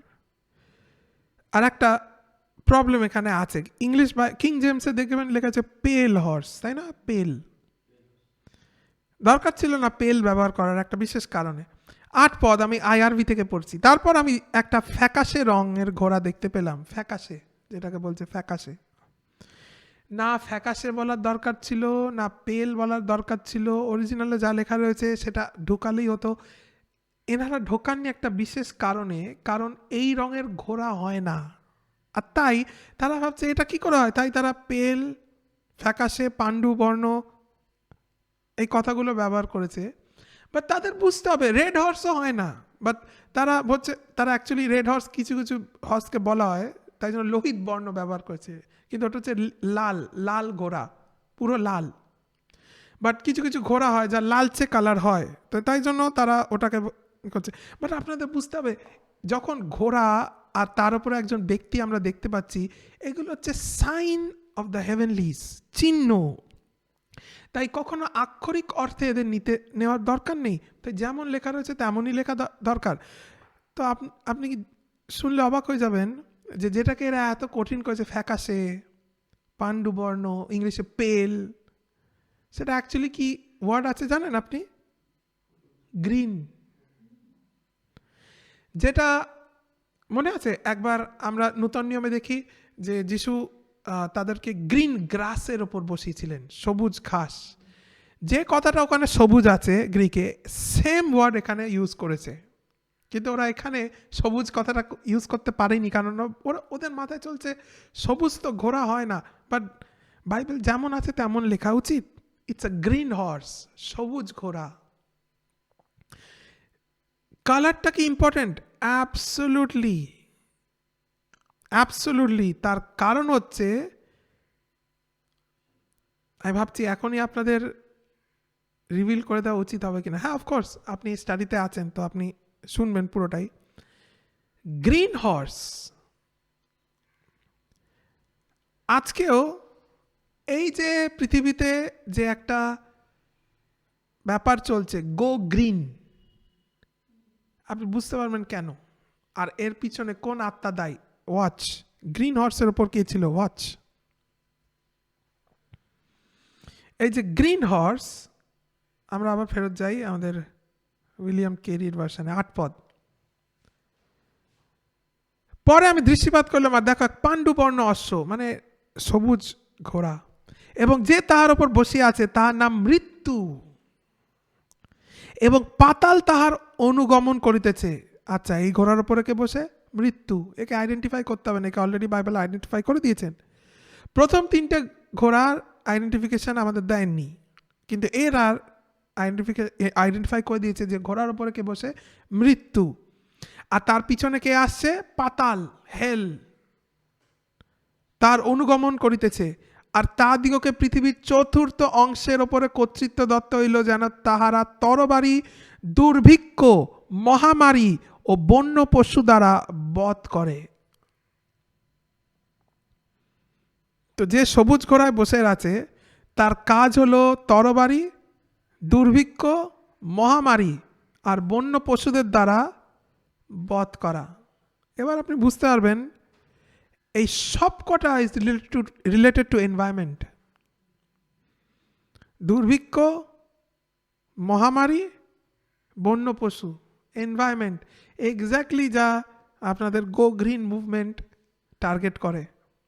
পশুদের বাঁচাও, ফরেস্ট বাঁচাও, ইলেকট্রিক ব্যবহার করো, আর তারা এই আইডিয়ার মধ্যে থাকে যে তারা এনভায়রনমেন্টকে বাঁচাচ্ছে। বাইবেল আমাদের প্রকাশ করছে যে সবুজ ঘোড়ার ওপর বসে তার কাজ কি? তার কাজ হলো অ্যাকচুয়ালি দুর্ভিক্ষ নিয়ে আসা, মহামারী নিয়ে আসা, বন্য পশুদের দ্বারা মানুষকে ধ্বংস করা। 4th সিল ওপেন করা হলো, 9 নম্বর। পরে তিনি যখন 5ম মুদ্রা খুললেন, তখন আমি দেখলাম বেদির নিচে সেই লোকদের প্রাণ আছে। এবারে 5ম সিল ওপেন হলো, আর এই 5ম সিলে আমি দেখতে পাচ্ছি কি? বেদির নিচে সেই লোকদের প্রাণ। বেদির তলা একটা বেদি, আর বেদির তলায় প্রাণ, সোল, স্পিরিট বলেননি, বডি বলেননি, প্রাণ আছে, যাহারা ঈশ্বরের বাক্য প্রযুক্ত এবং তাহাদের কাছে যে সাক্ষ্য ছিল তৎপ্রযুক্ত নিহত হইয়াছিলেন, মারা গেছেন। একটা গ্রুপকে তিনি দেখতে পাচ্ছেন বেদির তলায়, তাদের শরীর নেই, প্রাণ আছে খালি, মানে শরীরবিহীন আত্মা, প্রাণ সমেত ওখানে উপস্থিত। এটা এক বিশেষ ধরনের, এরা কারা আমি বলবো আপনাদের, বাট এরা মারা গেছে, এদের মার্ডার করা হয়েছে। কিসের জন্য? তাদের কাছে যে সাক্ষ্য ছিল তার জন্য। তারা যে সাক্ষ্যটা ধরে রেখেছিল তার জন্য এরা মারা গেছেন। আর এরা দেখুন 10 পদ, তাহারা উচ্চরবে ডাকিয়া কইলেন, হে পবিত্র সত্যময় অধিপতি, বিচার করিতে এবং পৃথিবীর নিবাসী দিগকে আমাদের রক্তপাতের প্রতিফল দিতে কতকাল বিলম্ব করিবে। এরা কিসের ডাক দিচ্ছে? বিচার, রিভেঞ্জ, প্রতিশোধের ডাক দিচ্ছে, কারণ এদের মারা হয়েছে, এরা এখানে উপস্থিত, আর এরা ঈশ্বরকে বলছেন আমরা বিচার চাই, প্রতিশোধ চাই, আমাদের রক্ত ঝরানো হয়েছে। তখন তাহাদের প্রত্যেককে শুক্ল বস্ত্র দত্ত হইল এবং তাহাদিওকে বলা হইল যে তাহাদের যে সহদাস ও ভাতৃগণকে তাহাদের ন্যায় নিহত হইতে হইবে, যে পর্যন্ত তাহাদের সংখ্যা পূর্ণ না হয়, আর কিঞ্চিৎ কাল বিরাম করিতে হইবে। তো তাদেরকে বলা হলো চিন্তা নেই, তোমাদের মতো আরও কিছুজন তোমাদের জয়েন করছে, ওই নাম্বারটা পূর্ণ হবে, ওই নাম্বারটা পূর্ণ হলে বিচার হবে। তাদের সান্ত্বনা দেওয়া হলো। তারা বিচারের জন্য চিৎকার করছে বেদির তলা থেকে ঈশ্বরের কাছে, আর তাদেরকে বলা হলো বিচার হবে, বাট তোমরাই ফুল নাম্বার নয়, আরও কিছুজন তোমাদের যুক্ত হবে, নাম্বারটা কমপ্লিট হয়ে গেলে বিচার হবে। এবার আপনি মনে করবেন এরা কারা, এই বেদির নিচে এরা কারা? এরা হচ্ছে সেই ব্যক্তিগুলো যারা র্যাপচারের পর যীশু খ্রিস্টের নামের জন্য মার্ডার্ড হবে। কারণ র্যাপচার যখন হয়ে যাবে অনেকে তখন টনক নড়বে, আর তারা যখন বুঝবে যে আমি র্যাপচার মিস করেছি, তখন তারা নড়ে চড়ে বসবে, তারা এবার চার্চে যাবে, এবার যিশুকে খুঁজবে, কিন্তু খুব কঠিন দিন। আর যে কেউ যিশুকে তখন চিনবে তাদের একটাই পরিণাম, মৃত্যু, আর খুব খারাপ মৃত্যু। এরা হচ্ছে সেই ব্যক্তিরা যারা মারা গেছে অলরেডি কিছুজন, কারণ মনে রাখবেন অলরেডি অনেকগুলো সিল খোলা হয়ে গেছে, আমরা 5 নম্বর সিলে এসে উপস্থিত, এই সময় অলরেডি কিছুজন মারা গেছেন, তারা ওখানে উপস্থিত, তারা চিৎকার করছে মৃত্যুর জন্য, তাদেরকে বলা হচ্ছে আরও কিছুদিন। কেন? কারণ 7 বছর ধরে চলবে এই তাড়না, তো বলা হচ্ছে ওয়েট করো, আরও কিছুজন তোমাদের জয়েন করবে, তারপর তোমাদের বিচার হবে। এরা হচ্ছে সেই ব্যক্তিরা যারা আফটার দ্য র্যাপচার পড়ে থাকবে, যিশুকে বিশ্বাস করবে। ওকে, নেক্সট 12 পদ, পরে আমি দেখিলাম তিনি যখন 6ষ্ঠ মুদ্রা খুললেন, 6th, তখন মহা ভূমিকম্প হইল এবং সূর্য লোমজাত কম্বলের ন্যায় কৃষ্ণবর্ণ ও পূর্ণ চন্দ্র রক্তের ন্যায় হইল। সূর্য কালো হয়ে গেল অন্ধকার, চাঁদ হয়ে গেল রক্তের মতো। আর ডুমুর গাছ প্রবল বায়ুতে দোয়ালিত হইয়া যেমন আপনার অপক্ষ ফল ফেলিয়া দেয়, তেমনি আকাশমণ্ডলস্থ তারা সকল পৃথিবীতে পতিত হইল। আকাশমণ্ডলস্থ তারা সকল পৃথিবীতে পতিত হইল। বলছে ডুমুর গাছে যেমন হাওয়া বললে, ঝড় হলে যেমন সে ডুমুরগুলো, অপক্ষ ডুমুর, কাঁচা ডুমুরও পড়ে যায়, গাছ থেকে ঝরে পড়ে, ঠিক তেমন দেখা গেল আকাশের তারাগুলো সেরকম ঝরে পড়ছে। বিভৎস ঘটনা। আর আকাশমণ্ডলের সংকুচিত পুস্তকের ন্যায় অপসারিত হইল, মানে যেমন একটা পুস্তক গুটিয়ে নেওয়া হয়, হঠাৎ দেখা গেল আকাশমণ্ডল সেরকম গুটিয়ে নেওয়া হচ্ছে। আর পৃথিবীর রাজারা ও মহতেরা ও সহস্রপতিগণ ও ধনবানেরা ও বিক্রমী বর্গ এবং সমস্ত দাস ও স্বাধীন লোক গুহাতে ও পর্বতীয় শৈলে লুকাইল। তারা সবাই লুকাচ্ছে এবার এই দৃশ্য দেখে, কারণ ভূমিকম্প হচ্ছে, আকাশ থেকে জিনিসপত্র পড়া শুরু হয়েছে, আকাশে সূর্য দেখা দিচ্ছে না, চাঁদ লাল হয়ে গেছে, বিভৎস ব্যাপার। লোকেরা গুহায় এদিক ওদিক আন্ডারগ্রাউন্ড আশ্রয় খুঁজছে। আর পর্বত শৈল সকলকে কইতে লাগিল, আমাদের ওপরে পতিত হও, যিনি সিংহাসনে বসে আছেন তার সম্মুখ হইতে, এবং মেষ শাবকের ক্রোধ হইতে আমাদিগকে লুকাইয়া রাখো, কেননা তাহাদের ক্রোধের মহাদিন আসিয়া পড়িল, আর কে দাঁড়াইতে পারে। এটা হচ্ছে ঈশ্বরের ক্রোধের দিন। এই দিনটা আপনি দেখতে চান না, এই দিনটা আপনি কখনো দেখতে চাইবেন না। এটা হচ্ছে সেই দিন যেখানে ঈশ্বরের ক্রোধ পৃথিবী দেখবে, আর সবাই তাই জন্য চিৎকার করছে আমাদের লুকাও। কে যিনি সিংহাসনে বসে আছেন তার ক্রোধ থেকে কে লুকাতে পারে? আমাদের কেউ আশ্রয় দাও। তারা পরিত্রাণ খুঁজছে, তারা খুঁজছে বাঁচার জন্য। কারণ এইখানে আপনি যীশু খ্রিস্টের এমন এক রূপ দেখবেন যার জন্য আপনি ধন্যবাদ দেবেন যে আপনাকে কোনোদিন দেখতে হয়নি। কারণ এইখানে পৃথিবী দেখবে তার ক্রোধ, হিজ অ্যাঙ্গার, তার ক্রোধ। আর তারপরে মেবি আমরা সপ্তম মুদ্রাটা খুলে আমরা তারপর ফেরত আসবো আমাদের ঘোড়া চালকের কাছে, বাট সপ্তম মুদ্রাটা দেখানো দরকার। নেক্সট 7 অধ্যায় 1 পদ। তারপরে আমি দেখিলাম পৃথিবীর চারি কোণে চারি দূত দাঁড়াইয়া আছেন, তারা পৃথিবীর চারি বায়ু ধরিয়া রাখিতেছেন। ওয়াচ, এবার পৃথিবী সপ্তম সিল যখন খোলা হচ্ছে বা সপ্তম সিলের সময় পৃথিবীর চারদিকে 4টে দূত দাঁড়িয়ে রয়েছে আর 4 জনে হাওয়া ধরে আছেন। মানে পৃথিবীতে সাফোকেশন হবে, সাফোকেশন, নো অক্সিজেন। দেখুন, পৃথিবীর চারি দূত দাঁড়াই আছেন, তারা পৃথিবীর চারি বায়ু ধরিয়া রাখিতেছেন, যেন পৃথিবীর কিংবা সমুদ্রের কিংবা কোনো বৃক্ষের উপরে বায়ু না বহে, হাওয়া বইবে না, সাফোকেশন পৃথিবীতে। পরে দেখিলাম আর এক দূত সূর্যের উদয় স্থান হইতে উঠিয়া আসিতেছেন, তাহার কাছে জীবন্ত ঈশ্বরের মুদ্রা আছে। তিনি উচ্চস্বরে ডাকিয়া যে চারি দূতকে পৃথিবীর ও সমুদ্রের হানি করিবার ক্ষমতা প্রদত্ত হইয়াছিলেন তা দিয়ে কইলেন, আমরা যে পর্যন্ত আমাদের ঈশ্বরের দাসগণকে ললাটে মুদ্রাঙ্কিত না করি সেই পর্যন্ত তোমরা পৃথিবীর কিংবা সমুদ্রের কিংবা বৃক্ষসমূহের হানি করিও না। তো যখন এরকম ধ্বংস আসতে চলেছে, তারা এই বায়ুকে আটকে রাখবে, হঠাৎ একজন দূত এসে বলল, ওয়েট, আগে আমাদেরকে ঈশ্বরের দাস যারা রয়েছে তাদের সিল করতে হবে, মুদ্রাঙ্কিত করতে হবে, তারপরে তোমরা হার্ট করবে। কেন? কারণ যারা সিল্ড তারা যেন হার্ট না হয়। এরা কারা? যারা মুদ্রাঙ্কিত হইবে। ওয়াচ 4 পদ। পরে আমি মুদ্রাঙ্কিত লোকদের সংখ্যা শুনিলাম, ইসরায়েল সন্তানদের সমস্ত বংশের 1,44,000 সহস্র লোক মুদ্রাঙ্কিত হলো। 1,44,000 জিউস যাদের মুদ্রাঙ্কিত করা হবে, যারা হচ্ছে ওই সময় ইসরায়েলে প্রচার করবে। 1,44,000 জুস, ইহুদি যারা ইসরায়েলে প্রচার করবে, আর তাদের উপর ছাপ দেওয়া হবে, সিল দেওয়া হবে, কারণ এরা ঈশ্বরের বাছাই করা লোক। এরা কারা? ইহুদি। মনে রাখবেন, এই সব ঘটনা যখন হচ্ছে, আপনি আমি পৃথিবীতে নেই।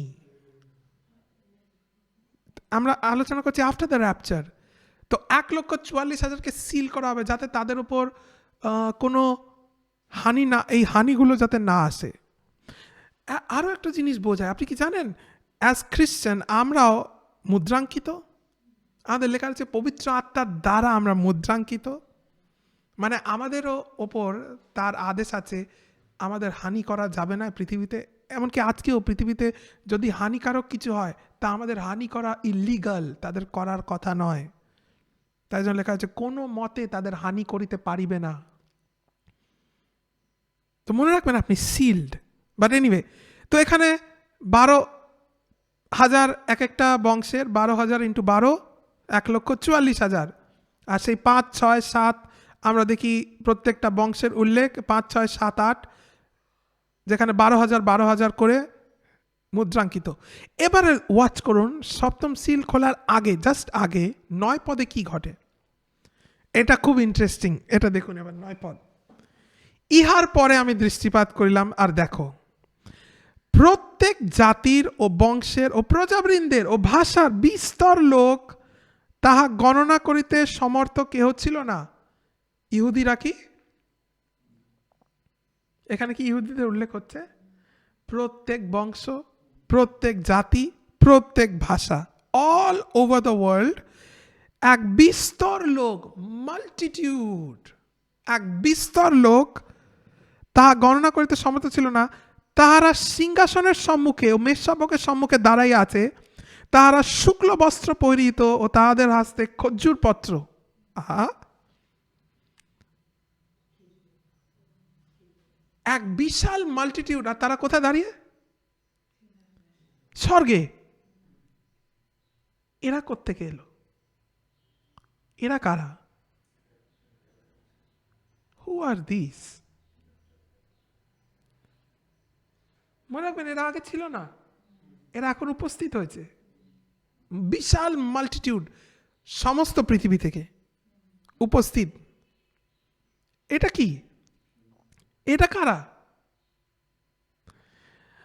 মনে আছে আমরা বলি র্যাপচার মিস করবেন না, আর আমরা বলি দ্য ফার্স্ট ফ্লাইট, এটা হচ্ছে the second flight.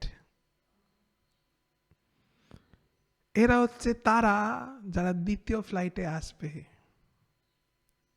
The second rupture. Just তার দ্বিতীয় আগমনের আগে।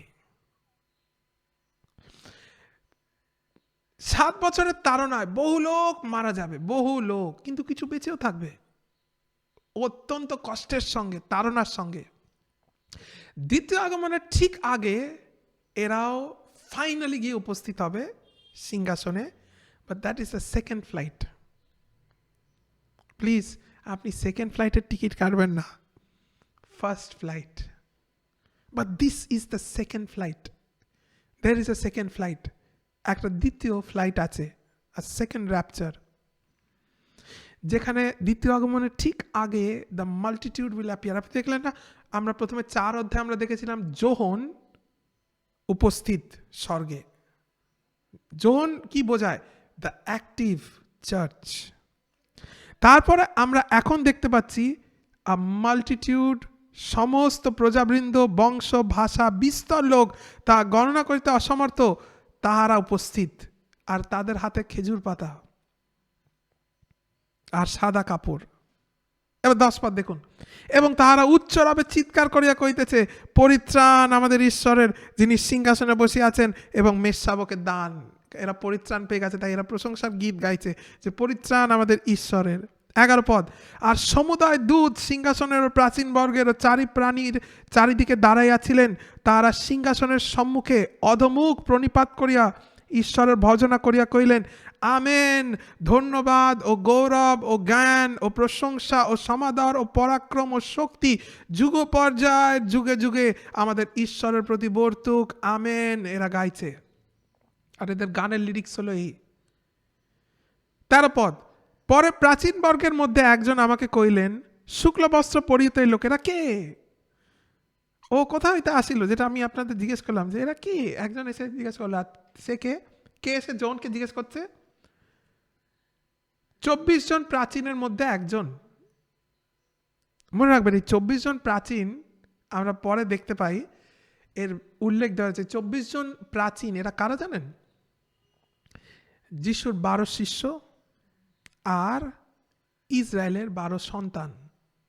12 আর 12, 24 আমরা পরে দেখতে পাই, এই 24-এর উল্লেখ আছে, তো এখন দেখাবো না, বাট জাস্ট জেনে রাখুন 24 জন প্রাচীন, যিশুর 12 জন শিষ্য, আর ইসরায়েলের 12 ছেলে, জাকবের 12 ছেলে।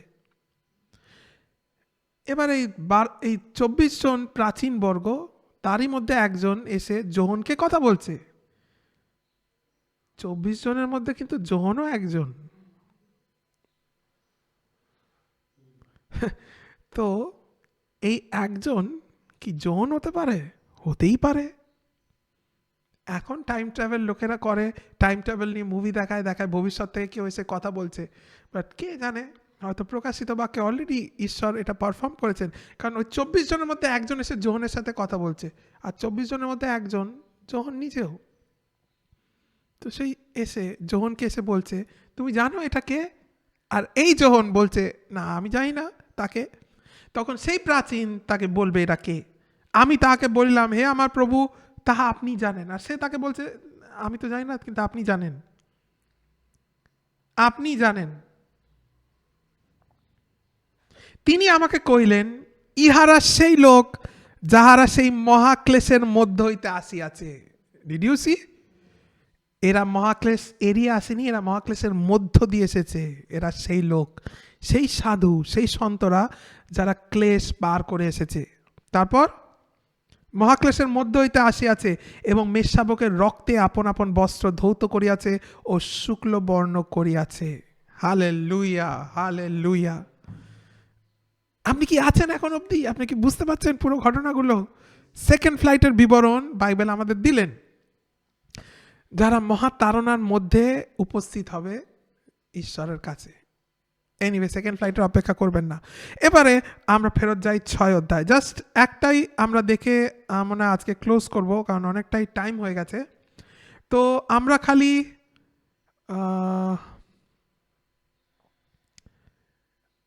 কি কি ঘোড়া দেখেছিলাম একবার দেখি। সাদা ঘোড়া, লাল, কালো, গ্রিন।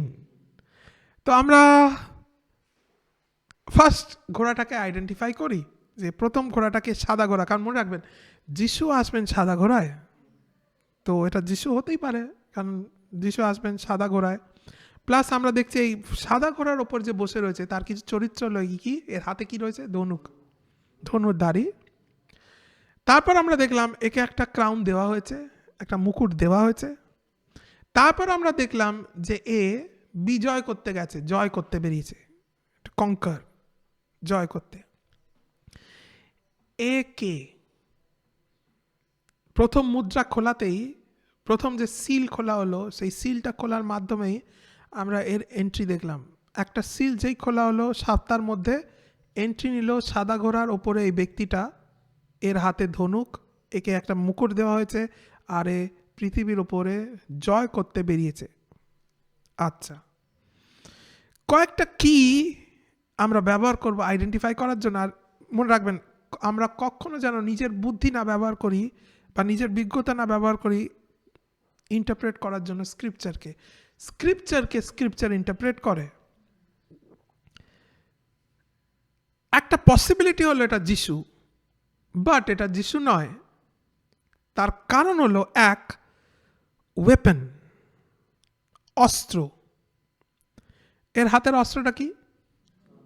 ধনুক, বো। এবার আমাদের দেখতে হবে আমরা কি ঈশ্বরকে কখনো ধনুকের সাথে অ্যাসোসিয়েট করেছি বাইবেল থেকে? তারপর আমাদের দেখতে হবে ধনুকের উল্লেখ বাইবেলে করা আছে, কার সঙ্গে অ্যাসোসিয়েটেড ধনুক। আর যদি ঈশ্বরও কোনো ওয়েপন ব্যবহার করে, তার কোন weapon associated. Let's see armoury, weapon use. বাইবেলের কে কোন অস্ত্র ব্যবহার করে, লেটস সি। গীত সংহিতা, আমরা গীত সংহিতা থেকে কয়েকটা জায়গা দেখব। 11 থেকে শুরু করি। সাম 11, সাম চ্যাপ্টার 11, গীত সংহিতা 11।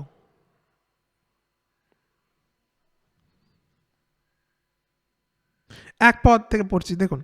আমি সদাপ্রভুর শরণ লইয়াছি, তোমরা কি ভাবি আমাকে, আমার প্রাণকে বলো। তোমরা কি ভাবি আমার প্রাণকে বলো, পক্ষীর ন্যায় তোমাদের পর্বতে উড়িয়া যাও। কেননা দেখো, দুষ্টগণ ধনুকে চারা দিতেছে, আপন আপন বাণ গুণে যোগ করিতেছে, যেন সরল চিত্তদিগকে অন্ধকারে বিদ্ধ করে। আচ্ছা, ধনুক দেখলাম না, একজন ধরে আছে। কে ধরে আছে? দুষ্ট। গীত সংহিতা 37, 14 পদ, সাম 37:14। যেন দুঃখী ও দরিদ্রকে নিপাত করিতে পারি, যেন সরল পথগামী দিগকে বধ করিতে পারি। তাহাদের খড়গ তাহাদের হৃদয় প্রবেশ করিবে, তাহাদের ধনুক ভাঙিয়া যাইবে। তাদের ধনুক ভাঙিয়া যাইবে। কে ভাঙছে? ঈশ্বর। ওকে, তাদের হাতে খড়গ আছে, সেটা তাদের হৃদয় প্রবেশ করবে, দুষ্টদের। আর দুষ্ট মানে যারা দুঃখ দরিদ্রকে নিপাত করিতে পারি, সরল পথগামীকে বধ করিতে পারি, তাদের খড়গ তাহাদেরই হৃদয় প্রবেশ করিবে, তাহাদের ধনুক ভাঙিয়া যাইবে। পুরো কনটেক্সটে পড়লে বুঝতে পারবেন এখানেও দুষ্টের কথা বলা রয়েছে। গীত সংহিতা 46, 46,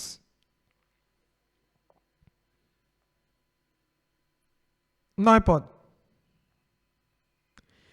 তিনি পৃথিবীর প্রান্ত পর্যন্ত যুদ্ধ নিবৃত করেন, তিনি ধনু ভগ্ন করেন, বর্ষা খণ্ড খণ্ড করেন, তিনি রথ সকল আগুনে পোড়াইয়া দেন।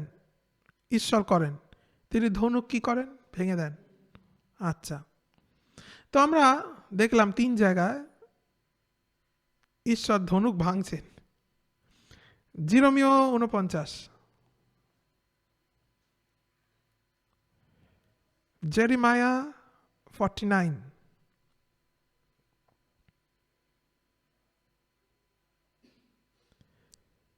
49, 35। বাহিনীগণের সদাপ্রভু এই কথা কহেন, দেখো আমি এলমের ধনু তাহাদের বলের অগ্রিমাংশ ভাঙিয়া ফেলিব। আবার আচ্ছা, এবার একটা জিনিস দেখুন, গীত সংহিতা 58, Psalm 58।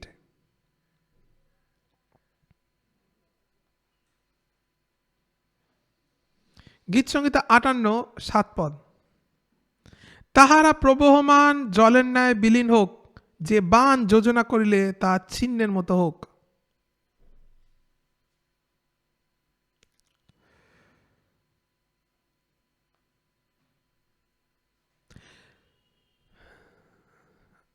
দেখলেন আপনি ধনুকের উল্লেখ, তীর ধনুক এখানে। প্রকাশিত বাক্য 1:16 আমরা অলরেডি পড়েছি, তা একবার দেখাই। প্রকাশিত বাক্য 1:16, আর তাহার দক্ষিণ হস্তে সপ্ত তারা আছে, এবং তাহার মুখ হইতে তীক্ষ্ণ দ্বিধার তরবারি নির্গত হইতেছে, এবং তাহার মুখমণ্ডল নিজ তেজে বিরাজমান সূর্যের তুল্য। যিশুকে আমরা কোনোদিন ধনুক হাতে দেখি না, আর বাইবেলে ধনুকের উল্লেখ সবসময় করা হয়েছে শত্রু ইউজ করে, আর আমরা দেখি ঈশ্বরকে ধনুক ভাঙতে।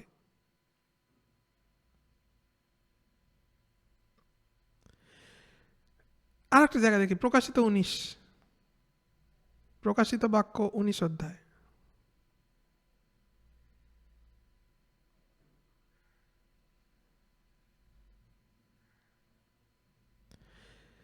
আর তাহার 19 অধ্যায় 15 পদ, রেভেলেশন 19:15, আর তাহার মুখ হইতে এক তীক্ষ্ণ তরবারি নির্গত হয়, যেন তদ্বারা তিনি জাতিগণকে আঘাত করেন, আর তিনি লৌহদণ্ড দ্বারা তাদের শাসন করেন, এবং তিনি সর্বশক্তিমান ঈশ্বরের প্রচণ্ড ক্রোধ রূপ মদিরা কুণ্ড দলন করেন।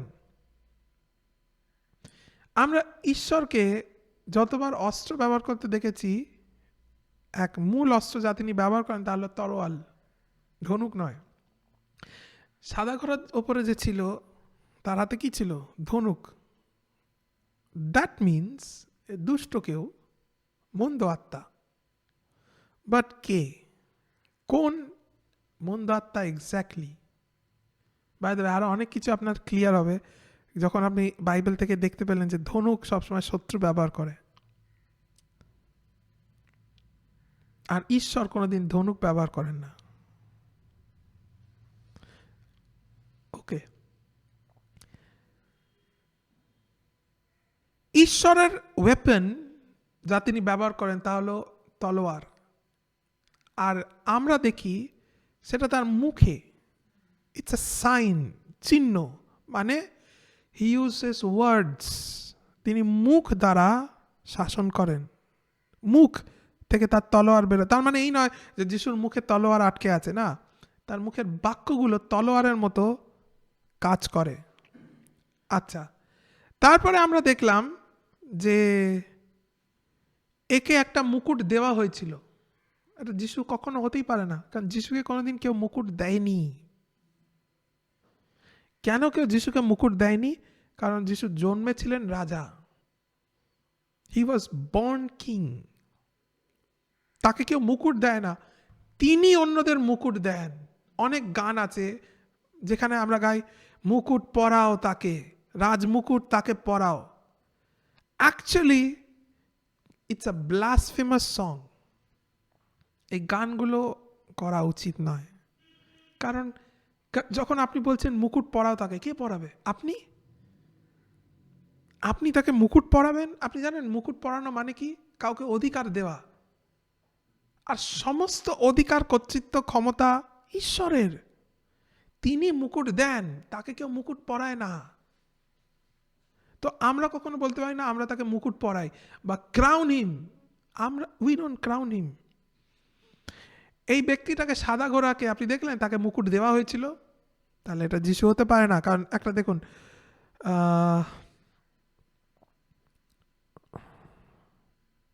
মথি তার 2 অধ্যায়, Matthew chapter 2 verse 2, বা 1 পদ থেকে পড়ি, বুঝতে সুবিধা হবে। মথি 2 অধ্যায় 1 পদ। হেরোদ রাজার সময় জিহুদিয়ার বৈতলেহেমে যিশুর জন্ম হইলে পর দেখো পূর্বদেশ হইতে কয়েকজন পণ্ডিত জেরুসালেমে আসিয়া কইলেন, জিহুদির যে রাজা জন্মে আছেন তিনি কোথায়? কারণ আমরা পূর্বদেশ তার দ্বারা দেখিয়াছি ও তাহাকে পূর্বদেশে তাহার তারা দেখিয়াছি ও তাহাকে প্রণাম করিতে আসিয়াছি। তো তারা বলেছিল, যিশু যে রাজা জন্মেছেন সে কোথায়? বলেনি যে জন্মেছেন যে রাজা হবে, যে রাজা জন্মেছেন তিনি বর্ন কিং, তো তাকে কেউ মুকুট দেয়নি, তিনি জন্মেছেন মুকুট নিয়ে, ইজ বর্ন কিং, বরং তিনি অন্যদের মুকুট দেন। ওকে, আচ্ছা। দ্বিতীয় থেসলোনিকীয় 2 অধ্যায় 8 পদ।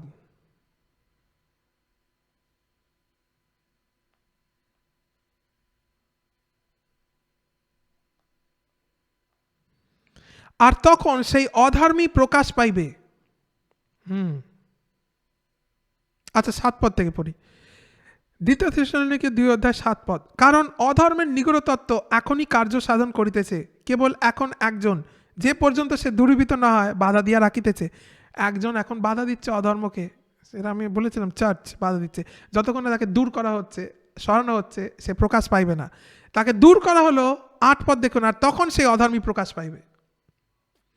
যখনই 7 পদে যে বাধা দিচ্ছিল তাকে সরানো হলো, 8 পদে অধর্ম প্রকাশ পেল, যাহাকে প্রভু যীশু আপন মুখের নিঃশ্বাস দ্বারা সংহার করিবেন ও আপনার আগমনের প্রকাশ দ্বারা লোপ করিবেন।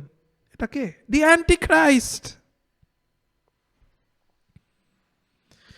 তো প্রথম মুদ্রায় যে সাদা ঘোড়ার ওপরে ছিল অ্যান্টিক্রাইস্ট, সে প্রকাশ পেল কখন? Just after the rupture.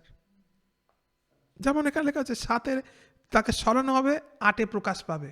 ঠিক তেমনই 4 অধ্যায় আমরা দেখলাম প্রকাশিত বাক্য যে মণ্ডলী চলে গেল, 5 অধ্যায় স্বর্গের সিন দেখছি, 6 অধ্যায় যখন ফার্স্ট সিল খোলা হলো সাদা ঘোড়া এন্ট্রি নিচ্ছে, দি অ্যান্টিক্রাইস্ট। তার মানে প্রথম যা বস্তু ঘটবে র্যাপচারের পর, তাহলে অ্যান্টিক্রাইস্টের এন্ট্রি, অ্যান্টিক্রাইস্টের প্রকাশ। অ্যান্টিক্রাইস্টকে একজন ব্যক্তি, আ পারসন। আর আপনাকে আরো দেখাই,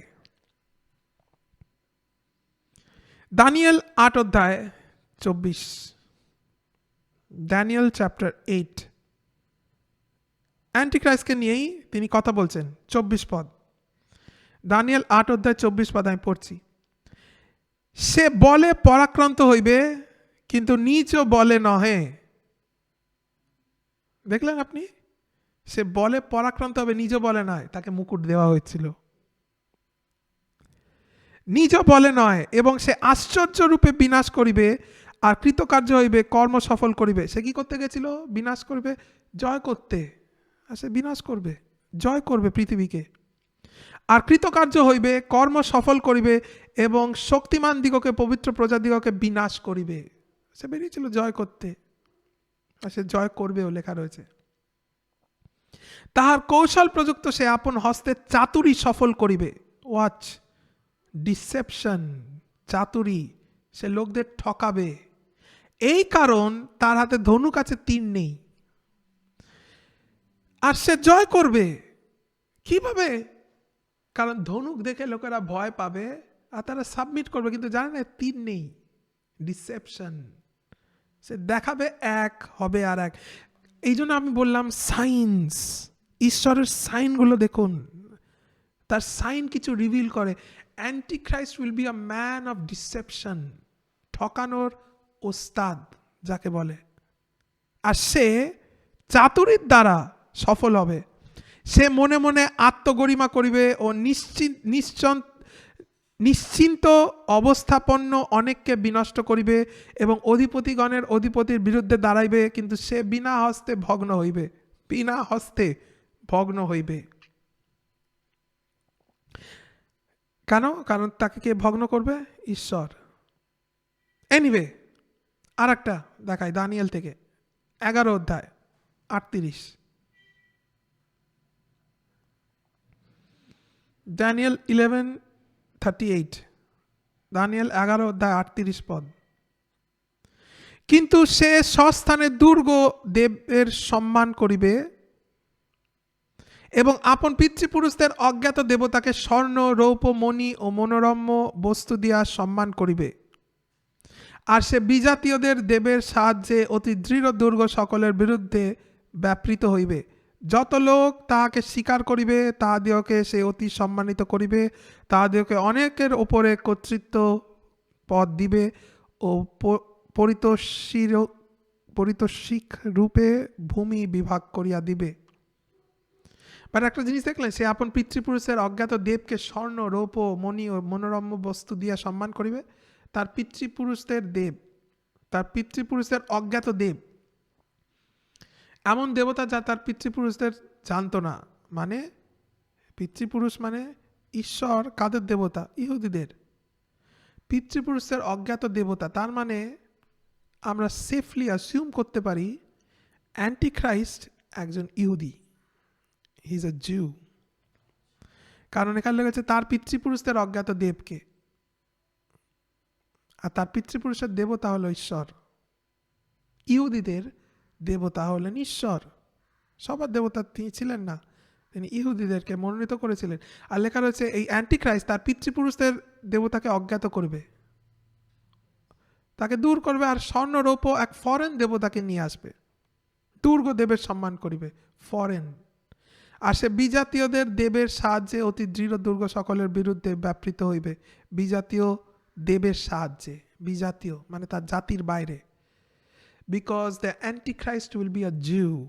তো সাদা ঘোড়ার ওপর যে চড়ে আসছে সে হচ্ছে একজন ইহুদি ব্যক্তি, যে সারা পৃথিবীর ওপর কর্তৃত্ব করবে, সে কন্ট্রোল নেবে ম্যাক্সিমাম ল্যান্ডের ওপর।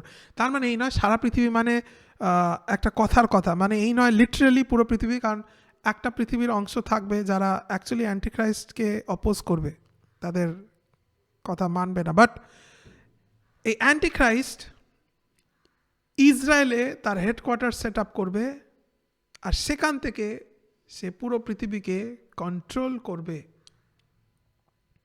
From Israel. আর মনে রাখবে যিশু স্বয়ং নিজেও বলেছিলেন যে আমি আমার নামে, যেমন একটা জায়গা লাস্ট আপনাকে দেখায়, লুক 10 অধ্যায়, লুক চ্যাপ্টার 10 ভার্স 30, লুক 10 অধ্যায় 30 পদ।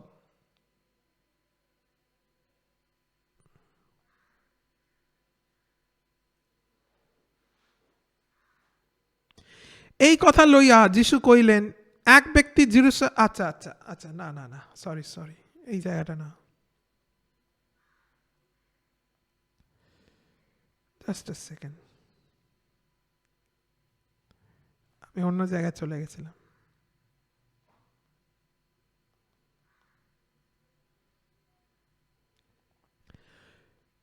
যোহন 5 অধ্যায়, জন চ্যাপ্টার 5, যিশু অলরেডি একটা কথা বলে গেছিলেন। যোহন 5 অধ্যায় 43 পদ, 43, আমি আপন পিতার নামে আসিয়াছি আর তোমরা আমাকে গ্রহণ করো না, অন্য কেউ যদি আপনার নামে আইসে তাহাকে তোমরা গ্রহণ করিবে। আর তিনি এটা সিগনিফাই করেছিল অ্যান্টিখ্রাইস্টের ব্যাপারে। আর জানেন এখানে লেখা আছে অন্য কেউ আসবে, অ্যালস, আর একজন আসবে, গ্রিকে অ্যালস মানে আর একজন আমার রূপে আসবে, আমার রূপে আরেকজন আসবে, তার নিজের নামে, তাকে তোমরা গ্রহণ করবে। কেন? কারণ যিশু এসেছিলেন ইসরায়েলের কাছে, তারা রিজেক্ট করেছিল, কিন্তু বলছে খ্রাইস্ট এলো, তোমরা রিজেক্ট করলে, বাট অ্যান্টি খ্রাইস্ট আসবে নিজের নামে, তোমরা তাকে অ্যাকসেপ্ট করবে। কারণ যখন অ্যান্টি খ্রাইস্ট সিনে আসবে, ইসরায়েল হ্যাপিলি তাকে অ্যাকসেপ্ট করবে, ভেবে যে এই আমাদের উদ্ধারকর্তা। বাট ইসরায়েলকে সে মাঝপথে এমন ঠকাবে, তখন ইসরায়েলের সবচেয়ে কঠিন সময় আসবে, আর তার সাথে সাথে পৃথিবীরও। বাট কয়েকটা জিনিস ক্লোজ করার আগে আপনাকে বলি, আরও অনেক কিছু আছে, এটা সবে শুরু, সেকেন্ড পার্ট যদিও আমরা বলছি সবে শুরু, কারণ আমরা খালি একটাই হর্স রাইডারকে দেখেছি, এখনও এরপরে 2টো হর্স রাইডার ছিল, লাল ঘোড়া আছে, তার পিছনে কালো ঘোড়া আছে, তারপর সবুজ ঘোড়া আছে, তারপর আমরা আপনাদের ওইটার ব্যাপারে বলেছিলাম যে দ্রাক্ষারস আর তেল হানি করিও না, ওরও তাৎপর্য কি।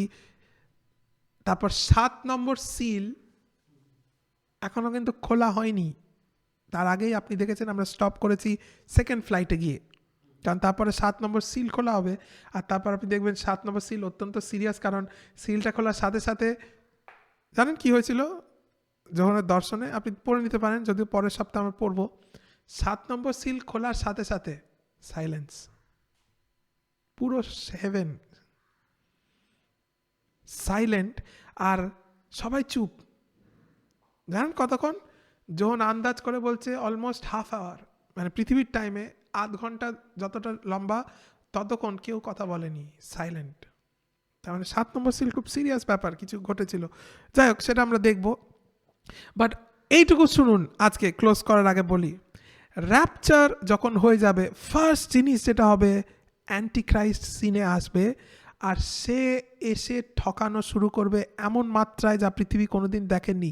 আর আমি আপনাকে বলছি, আজকে যদি আপনি পৃথিবীর দিকে তাকান, আপনি দেখতে পাবেন তার আত্মা, অ্যান্টিক্রাইস্টের আত্মা অলরেডি কাজ করছে, সে চেষ্টা করছে সিনে আসার। কোনো কারণে গ্লোবালি সে রিভিল হতে পারছে না, because the church is praying, কারণ চার্চ প্রার্থনা করছে। তাই যদি চার্চ আর অ্যান্টিক্রাইস্ট খুব কাছে চলে এসেছিল তার কাজ শুরু করার 2019, 2020 কোভিডের মাধ্যমে, কারণ মণ্ডলী এই আনএন্ডিং প্রেয়ার, আনএন্ডিং প্রেস, তখন কিছু ছিল না। আর ভেবে দেখুন, লকডাউন, নিয়মে বাঁধা সবাই,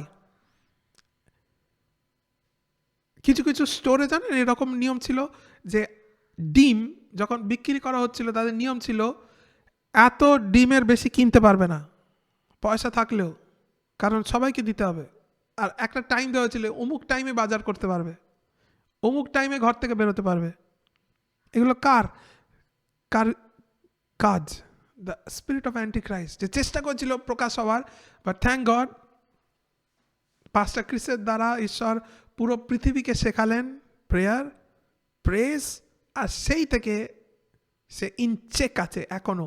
বাট বিভিন্নভাবে সে চেষ্টা করছে আসার, বিভিন্নভাবে, বিভিন্ন দিক দিয়ে। যেমন একটা জিনিস আমি বললাম, আমি জানি অনেকের মাথায় প্রশ্ন আছে যে এই যে গো গ্রিন, কারণ আপনি ভাবেন যে এটা তো এনভায়রনমেন্টকে রক্ষা করার জন্য।